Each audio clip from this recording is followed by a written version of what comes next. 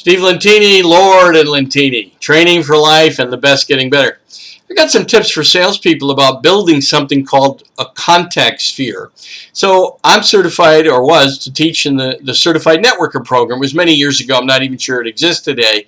But the lessons that I learned from it, which is why I applied to get certified and eventually did, was because it works. And so you don't have to go to networking groups, and you can. The same rules apply.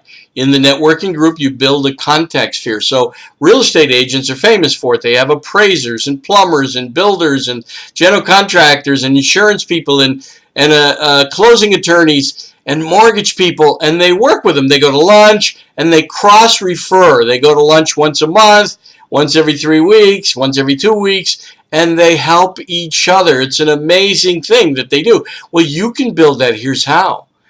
You find salespeople calling on your customers, right, your target market that don't compete with you.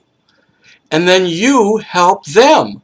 So if you're in healthcare, you find people that sell pharmaceuticals, medical supplies that don't compete with yours, maybe disposables, other equipment, and then you have lunch with them every once in a while.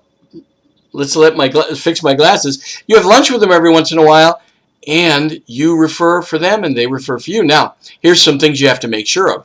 You have to get to know these people enough before you refer them to make sure that they keep their word, they keep their appointments, that their company's good. Maybe you ask them to give you some testimonials, you speak to a few of their customers, and you explain the process, because most salespeople don't know this process.